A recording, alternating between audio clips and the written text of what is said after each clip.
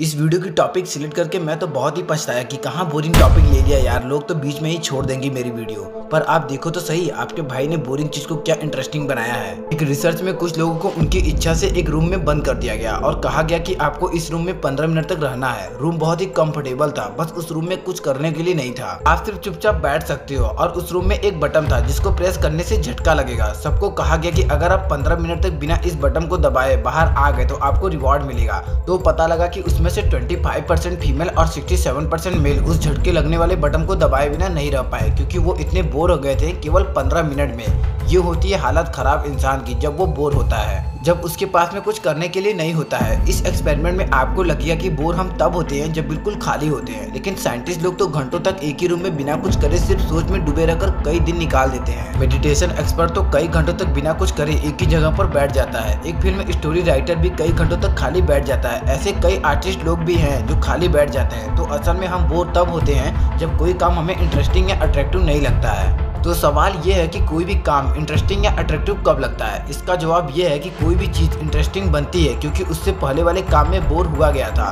क्योंकि आपने ध्यान से सुना, यानी कि बोर होना अच्छा है। अगर इंसान बोर होना ही बंद हो जाए तो खोजें होनी भी बंद हो जाएंगी, यूनिक चीज़ें भी बंद हो जाएंगी और हर जगह रोबोटिक तरीके से एक जैसा ही काम होने लग जाएगा।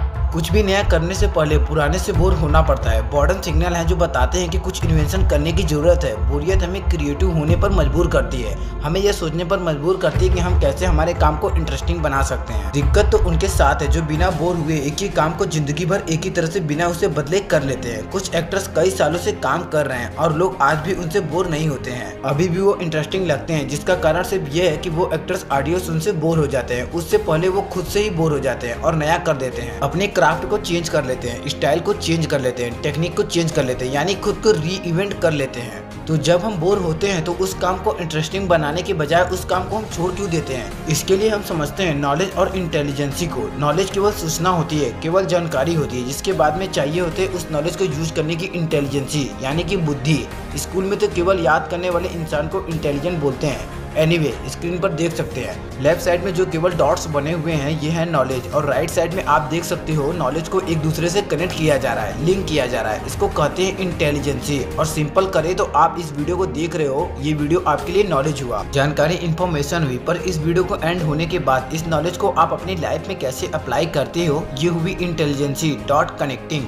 कपिल शर्मा को वही दुनिया के बारे में पता है जिसके बारे में हम सबको पता है, और जो हमें पता है उसी को कनेक्ट करके उसकी वो कॉमेडी बना देते हैं। रैपर, फायर सॉन्ग राइटर या फिर स्टोरी राइटर को भी दुनिया के बारे में वही पता है जो हम सबको पता है। इन्होंने बोरिंग इन्फॉर्मेशन को जोड़ जोड़ कर इंटरेस्टिंग बना लिया है। इंटेलिजेंस की मदद से academy of management discovery study में मिला कि बोर होने का मतलब ये नहीं होता कि वो काम करना ही नहीं चाहते, बल्कि ये माइंड का सिग्नल होता है कि आप इस काम को जिस तरह से करना चाह रहे हो वो सही नहीं है। काफी बड़े बड़े आर्टिस्ट में भी देखा गया है कि वो बहुत जल्दी बोर हो जाते हैं और बोर होकर वो दुनिया को कुछ नया देने का ट्राई करते हैं। क्या आपने पहले सुना है जो बोर होते हैं, जो आलसी होते हैं, वो ज्यादातर क्रिएटिव होते हैं। बिल गेट्स वाली बात तो आपने सुनी होगी कि वो आलसी इंसान को चूज करते हैं अगर उनके पास कोई जॉब मांगता है, क्योंकि वो जानते हैं कि आलसी इंसान आसान तरीका ढूंढ ही लेगा उस काम को करने का। तो असल में वो आलसी नहीं था, वो बस बोर हो गया था उस पुराने काम को और पुराने तरीके से, इसीलिए उसने नए तरीके से करा। मैं खुद अपनी ओल्ड वीडियो स्टाइल से बोर हो जाता हूँ और कुछ नया करने की ट्राई करता हूँ। अगर मैं पुराने स्टाइल से बोर नहीं होता तो मैं आपको यूनिक कंटेंट कहाँ से लाके देता। एक स्टडी में कुछ लोगों को 15 दिन के लिए जानबूझकर बोरिंग टास्क दिए गए, जैसे कि फोन डिक्शनरी पढ़ना, गवर्नमेंट के इकोनॉमिक सर्वे की रिपोर्ट पढ़ना, हेल्थ केयर फैसिलिटी की डिमांड सप्लाई एल्गोरिथम को पढ़ना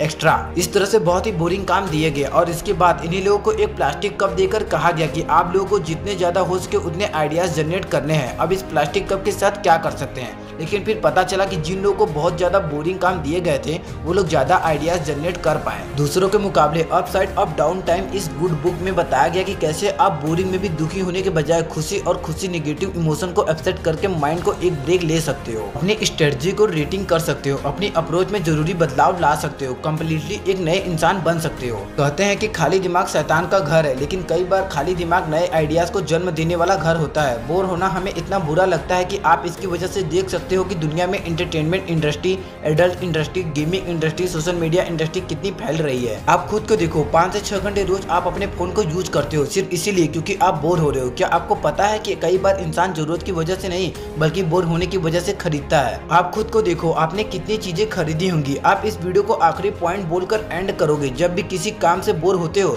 तो तरीका बदलकर इंटरेस्टिंग बनाना हमारी जिम्मेदारी होती है। तरीका बदलो, काम नहीं। इस वीडियो को देखकर आपको 1% भी लगा है कि मैं बोरिंग टॉपिक को लेकर आपको इंटरेस्टिंग बना पाया हूं तो कमेंट करके केवल यस लिख दो। और यदि वीडियो अच्छी लगी हो तो वीडियो को लाइक और हमारे चैनल को सब्सक्राइब जरूर कर लेना।